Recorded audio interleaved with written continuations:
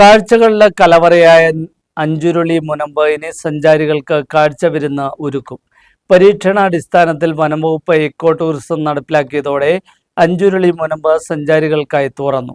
കാനനപാതയും മൂന്നു വശവും വെള്ളത്താൽ ചുറ്റപ്പെട്ട മുനമ്പും ചരിത്രം വിളിച്ചോതുന്ന മുനിയറകളിലെ അവശേഷിപ്പുകളുമാണ് സഞ്ചാരികളെ കാത്തിരിക്കുന്നത്.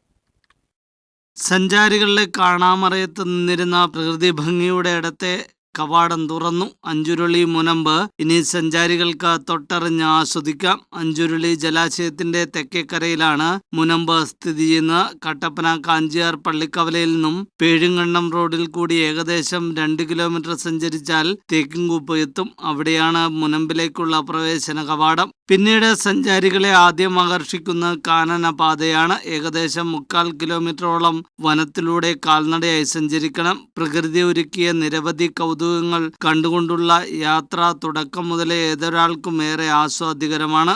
കാനനപാതകൾ താണ്ടിയെത്തുന്നത് പ്രകൃതി ഒരുക്കിയ വിസ്മയ കാഴ്ചകളുടെ കലവറയിലേക്കാണ്. പച്ചപ്പ് വിരിച്ച് നീണ്ടുകിടക്കുന്ന മുനമ്പിന്റെ 3 വശവും വെള്ളത്താൽ ചുറ്റപ്പെട്ട് കിടക്കുകയാണ്. ഇതിലൂടെ കടന്നു ചെല്ലുന്ന കടലിന് സമാനമായ അനുഭൂതി പകരുന്ന അഞ്ചുരുളി മുനമ്പിലാണ്. പൂർവികരുടെ മൃതദേഹങ്ങൾ അടക്കം ചെയ്തതിന്റെ അടയാളങ്ങളെന്ന് വിശ്വസിക്കുന്ന മുനിയറകളുടെ ശേഷിപ്പുകൾ ഇവിടെ കാണാൻ സാധിക്കും. കൂടാതെ നിരവധി നന്നങ്ങാടുകളും ഇവിടെ നിന്ന് ലഭിച്ചിട്ടുണ്ട്.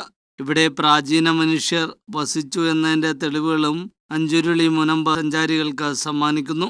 മേഖലയിൽ നിരവധി ആളുകൾ എത്തുകയും അപകടങ്ങൾ ഉണ്ടാവുകയും ചെയ്തതോടെ വനംവകുപ്പ് ഇവിടേക്കുള്ള സന്ദർശനം വിലക്കിയിരുന്നു. എന്നാൽ ചിലർ വിലക്കുകൾ ലംഘിച്ച് മേഖലയിൽ അതിക്രമിച്ചു കയറുന്നത് തുടർന്നു. സാമൂഹ്യ വിരുദ്ധർ മാലിന്യം നിക്ഷേപിച്ചും ഈ മേഖലയെ വികൃതമാക്കിയിരുന്നു. കൂടാതെ മേഖലയിലെ അപകടാവസ്ഥയും ആളുകൾക്ക് ഇവിടേക്ക് വിലക്ക് ഏർപ്പെടുത്തുന്നതിന് കാരണമായി. നിരവധി വിനോദസഞ്ചാരികൾ ഉൾപ്പെടെ ഇവിടെ എത്താൻ തുടങ്ങിയതോടെ പലപ്പോഴും വനംവകുപ്പിന് ഇത് നിയന്ത്രിക്കുവാൻ സാധിക്കുന്നതിനും അപ്പുറത്തേക്ക് എത്തി. ഈ സാഹചര്യത്തിലാണ് ഇവിടെ പരിസ്ഥിതി സൗഹാർദ്ദ ടൂറിസം പദ്ധതി നടപ്പിലാക്കണമെന്ന ആശയത്തിലേക്ക് വനപാലകരെ എത്തിച്ചത്. തുടർന്ന് പരീക്ഷണാടിസ്ഥാനത്തിൽ പദ്ധതി നടപ്പിലാക്കാൻ ഉന്നത അധികാരികൾ അനുമതി നൽകുകയായിരുന്നു.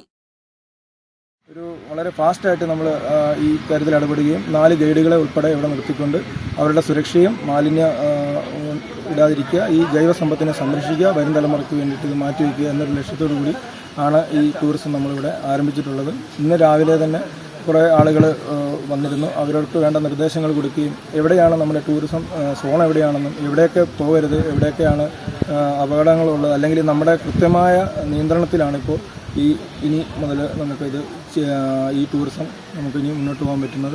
ഇതിൻ്റെ എല്ലാ പിന്തുണയും പഞ്ചായത്തിൽ നിന്ന് വന്നിട്ടുണ്ട്. ഇതിൻ്റെ 2ാം ഘട്ടം എന്ന നിലയിൽ ഇവിടെ ഒരു ടിക്കറ്റ് കൗണ്ടർ വേറെ വരേണ്ടതുണ്ട്. ഇപ്പോൾ പരിസ്ഥിതി സൗഹൃദമായിട്ടുള്ളൊരു ടിക്കറ്റ് കൗണ്ടറും എൻട്രൻസുമാണ് നമ്മൾ ചെയ്തിരിക്കുന്നത്.